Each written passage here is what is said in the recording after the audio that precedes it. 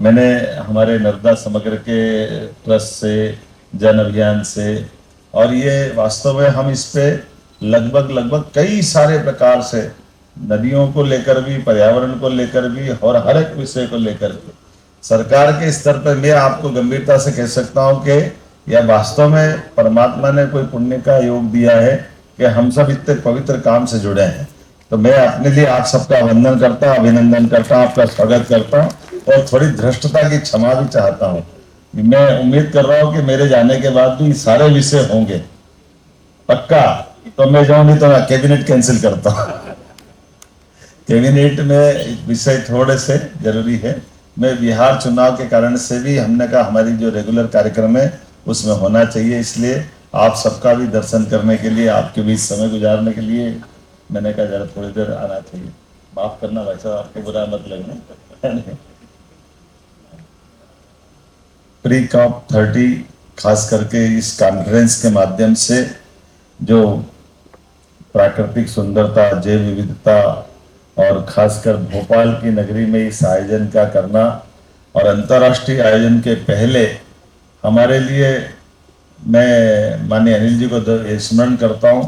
मैं भी जब प्राधिकरण का अध्यक्ष था 2004 से लेकर 2010 तक क्षिप्रा जी और उनसे जुड़ी हुई सारी नदियों के उसमें और उनके साथ साथ हमारी जो बदलाव प्रकृति के साथ और बाकी व्यवस्था के हो रहा है उस पर भी हमने काम करने का प्रयास किया।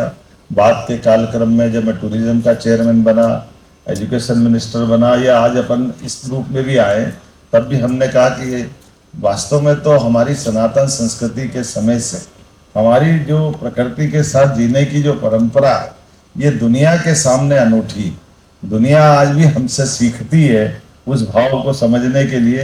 ये अलग बात है कि कई कारण से, समय के बदलाव के कारण से उन सारी बातों का अब मूल्यांकन करने के लिए कठिन काल में हमारी बात सरलता से समझ में आती।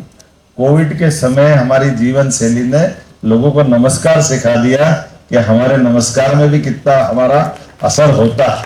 ये हमारी अपने जीवन के उन सारे चीजों का महत्व रेखांकित करती। और दवाई के उत्पादन में भी ध्यान में आया, जब हम जियो जीनोदो की बात करते थे तो केवल बात नहीं है, दवाई के उत्पादन के साथ हम अपने देश के लोगों को भी, माननीय मोदी जी का जोरदार अभिनंदन करें, श्रीमान नरेंद्र मोदी जी, जिन्होंने न केवल हेल्थ के इतने बड़े और इतने विराट व्यवस्थाओं में, मैं ये भी जवाबदारी से कहना चाहूंगा कि उतनी तैयारी हेल्थ की हमारी थी भी नहीं, लेकिन लॉकडाउन करा करके हमारे देश के नागरिकों को सतर्क करना, व्यवस्थाओं को जागरूक करना और व्यवस्थाओं के बलबूते पर हम सब के बीच उस कोविड की चुनौती के साथ जब दवाई का उत्पादन हमने अपने देश के अंदर कर लिया तो देशवासियों को भी सुरक्षित रखना और देशवासियों के साथ विश्व में भी उस विश्व बंधुत्व की भावना के आधार पर दवाई देने का प्रयास किया। और हमने सबने देखा वो अफ्रीकी कुल का एक राष्ट्रपति जिस ढंग से प्रधानमंत्री जी के चरण छू करके उस कठिन काल को याद करके हमारी उस भाव का वो वापस एक लघु चित्र दिखाई देता, तो केवल प्रधानमंत्री नहीं पूरे देश को गौरव होता है जब हम अपनी इस तरह से देखते हैं कि 1992 में संयुक्त राष्ट्र संघ द्वारा जलवायु परिवर्तन के फ्रेमवर्क के आधार पर ये जो अपना वैश्विक सम्मेलन का आयोजन प्रारंभ किया। और इस बार खास करके वैसे तो 95 में हमारे लिए ये बर्लिन के माध्यम से यात्रा प्रारंभ हुई। दुनिया के 200 से ज्यादा देश, सामाजिक संगठन, मीडिया, वैज्ञानिक सभी मिलकर के पृथ्वी के तापमान को भी नियंत्रित करने की बात कर रहे हैं। और कितने प्रकार से पेरिस के समझौते के भी 10 वर्ष होने वाले हैं, लेकिन हम सब जानते हैं हमारी प्रकृति के साथ जीवन शैली वाकई अद्भुत है। और वसुदेव कुटुंबकम की भावना के आधार पर हमने तो अपने यत पिंडे तत् ब्रह्मांडे, इस पिंड में ही ब्रह्मांड समाया हुआ है। और ये बोलने की नहीं, हम तो अपने भाव से भी व्यक्त करते हैं।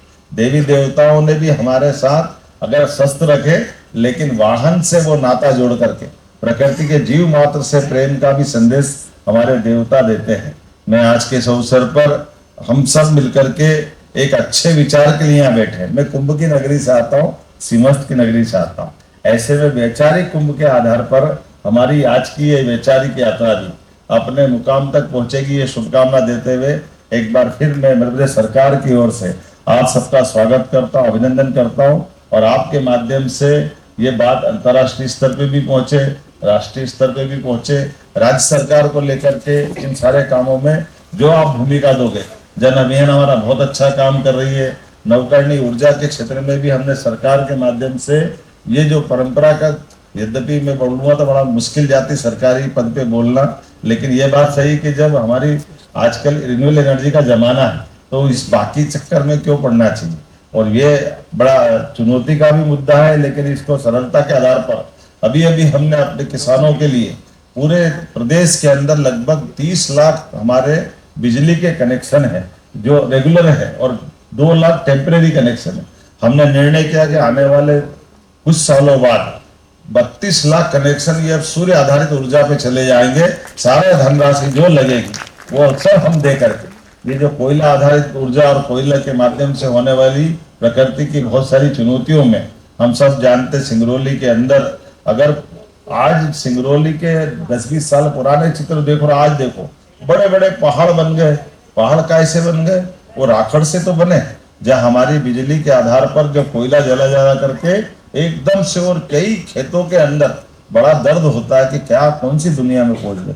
मैं उज्जैन से आता, जाने अनजाने कितना बड़ा अपराध हो जाता है। मास्टर प्लान के आधार पर नगर का नियोजन होता है और नियोजन के बलबूते पर हम अपनी बस्ती की व्यवस्थाओं को सुव्यवस्थित करने का प्रयास करते हैं, लेकिन केवल जो बेसिक जरा सी बात छूट करके इतनी महंगी पड़ती है।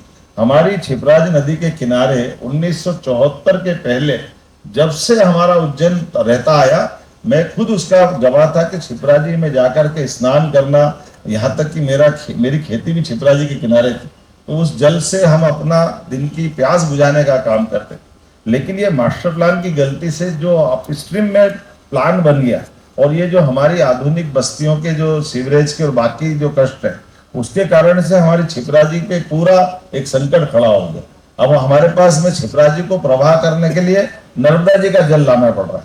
अब नर्मदा जी का जल छिपराजी में छोड़े और छिपराजी से अपना काम चला है।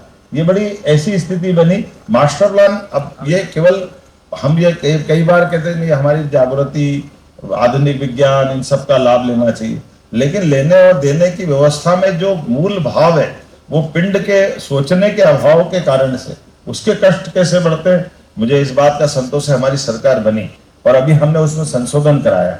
हमने ये कहा कि भाई चलो कोई बात नहीं, आपने पीने का पानी नर्मदा जी का दे दिया, पूरे साल का दे दिया, लेकिन ये जो भावना है कि हर 12 साल में उज्जैन में जब बृहस्पति शिव राशि में प्रवेश करेंगे खगोलीय घटनाओं के आधार पर नक्षत्रीय व्यवस्था में, तो लोग हमारे साधु संत सहित सभी लोग छिपरा में स्नान करने सिंहस्थ में आते हैं। अब ऐसे में वो सिंहस्थ में स्नान करने तो छिपरा जी में आते हैं, लेकिन जैसे मैंने कहा कि वो जल किसका है और नर्मदा जी का जल है, तो फिर उज्जैन आएंगे क्यों? तो फिर वो ओंकारेश्वर कर ले, महेश्वर कर ले, वो जो मूल भाव है वो तो समाप्त हो गया।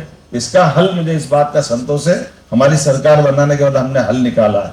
हमने कहा कि ये जो छिपरा जी का जल, क्योंकि छिपरा जी के ऊपर कोई पहाड़, ग्लेशियर हिमालय का नहीं है कि वो पानी पूरे साल वहां से आए, तो हमने कहा कोई बात नहीं, बरसाती नदी है, बरसात में जो पानी आता है तो बरसात के पानी का पूरा संग्रहण एक ऊपर तालाब में करेंगे और ग्रेविटी के माध्यम से पूरे साल छिपरा जी में जल छिपरा जी का आएगा और उसमें स्नान कराएंगे, क्योंकि हमारी भावना भी है और इसके कारण से छिपरा नदी जीवंत होगी।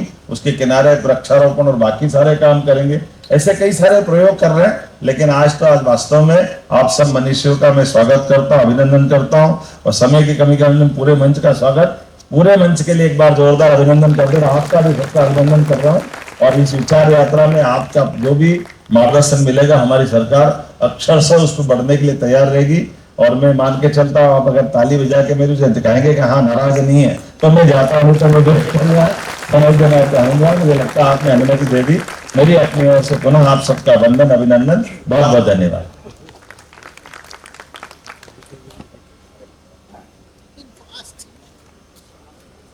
ये निकाल